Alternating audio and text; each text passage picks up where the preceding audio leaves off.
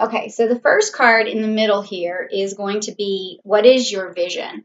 And let's see what you're hoping for. That's really what this vision is about, okay? Okay, so you got the Queen of Pentacles and you got a fixed earth, okay? So this card has a lot of Taurus energy. So what you want, Gemini, is you want a lot of pleasurable things in your life. That's your vision. You want to have things that are beautiful around you. You really want to have enough money to enjoy yourself, and it has a lot to do with beauty too. You want to be able to take care of yourself. You want to be able to look good. You want just a lot of really pleasurable things out of life, which is a great vision to have. I love that vision. Okay, and so now what opens your heart to listening to others? Now, when we start business plans, we don't really think that one of our major successes comes from listening to others, but it does, because people are going to give you ideas, they're going to collaborate with you. So let's see what opens you up to listening to others. Okay, you've got the Cetus card. Okay, and this is the Two of Wands. Okay, Cetus in the Two of Wands. Okay, so this is telling me that it's a little bit more challenging for you to listen to people sort of one-on-one, because like your mind is racing a lot and you have a lot of ideas going around. And so it's a little bit more difficult for you to listen, but what opens you up is someone who challenges you, someone who makes you feel alive at the moment, who brings excitement into your life, who makes you feel as though listening to them is going to cause some sort of excitement or outcome. So you like to listen to exciting people, and you like to listen to ideas, and you like things wrapped in humor. I can see like all of this is happening, and it's something that challenges you personally. But there's also a lot of other people who may not sound as interesting or may not have a very good delivery, and it's also important to listen to them as well, okay? But this is what opens you up, is like excitement, okay? Now, the next thing that we want to talk about is how do you present yourself in the best possible way? How do you present yourself in the best possible way? Okay, so you got the Moon and you got the Pisces card. Okay, the Moon and the Pisces card. All right, so this is telling me that you use your intuition and your psychic abilities the best. Like you can see the future in some sort of way. Like, it means that when people tell you something, you have an idea of how that might work out for them. And so that helps you to see what might come of a business idea, or what someone else's idea that they tell you would, how it would manifest. So that is how people see you, as some sort is somebody who's very intuitive about the future, okay? And so that's how you're presenting yourself. That's what people see, is that a picture, that you're painting them a picture, and that's what they see. Okay? That's a good way to be perceived, because it's a visual. So your words are communicating something visual, okay? And then the next card is, how do you maintain clarity? All right? How do you maintain clarity? Okay, so you got the Princess of Swords and you got the Winter card. So this is really a protection card, and somebody who is waiting out things for the long term. So you can think in a way like of the penguin who holds the pebble, like it's a long-term goal.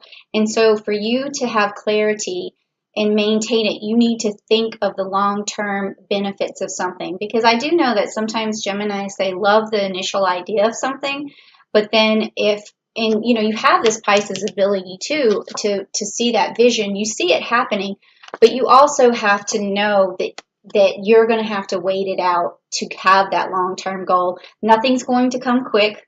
Nothing's going to work overnight. It's all going to take time. And if you're willing to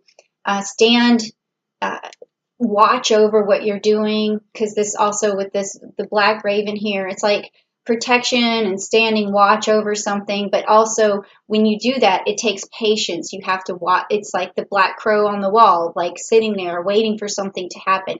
But these things take time. The winter takes time to be over. It's knowing that there's going to be a time period where you have to get through something, and that's going to help you reach your long-term goals. So that's how you keep the clarity. I know that's a long explanation, but you just have to know that you're sacrificing now for something better later. That's definitely how to sum that up. Okay, so now how do you adequately express your enthusiasm? So let's check that and see how you adequately express your enthusiasm. Okay, so you got this Libra in this Justice card. So Libras are very good at being fair. They're very good at buffering situations, and they're good at balancing things. So it looks like you can, this energy here, juggle a lot of things, and that's a way to express your enthusiasm is basically by like saying I can multitask. I know how to do this. I can balance a lot at once.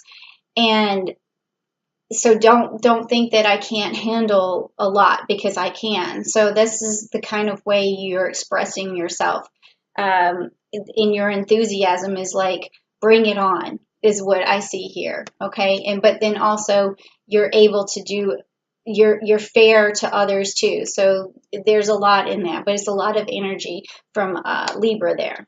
Okay, so then what helps you negotiate? What helps you negotiate? That's this card. Okay, so this is the Ursa Major and the Two of Cups. And so emotionally, this card has a lot to do with emotion. So when you negotiate, you're basically letting the other person know that you're protecting their best interests, because this is also the mama bear who protects, and the reason they do that is because they care about other people, and or either they care about like their cub or whatever. And so what you're doing when you negotiate is you're telling the other person, you're using this energy to be like, I'm going to be fair, I'm going to look out for your best interest. You can feel secure around me. You can feel secure that you're making a good business decision. So this is a really good card to pull for that. It's an excellent card for that. Okay, so I see a lot here.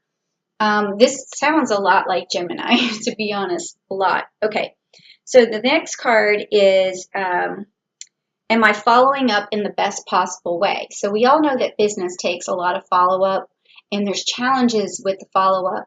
It's trying to keep a negotiation going, all right? So let's see what this card shows for us. How do you follow up in the best possible way? And that's this one. Okay, so you have the Saturn and you have the World card. Okay, so this tells me that when you follow up, you try to wrap everything up as quickly as possible. Okay, so you look at all the things, all the variables, and this sounds so much Gemini. Like, see all the stuff swirling around here? These are all of the tasks that you know that need to be handled. So every time you basically follow up with people, you try to wrap up all the ends as fast as possible.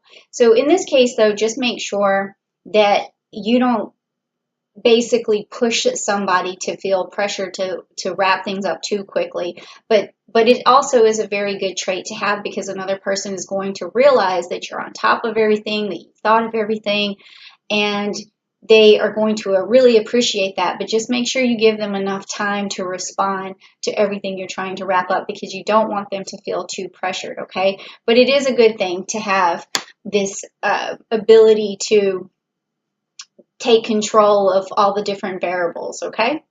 So the next thing is, what's standing in your way of actually, what's standing in your way of making money right now, okay? So let's see what's going on.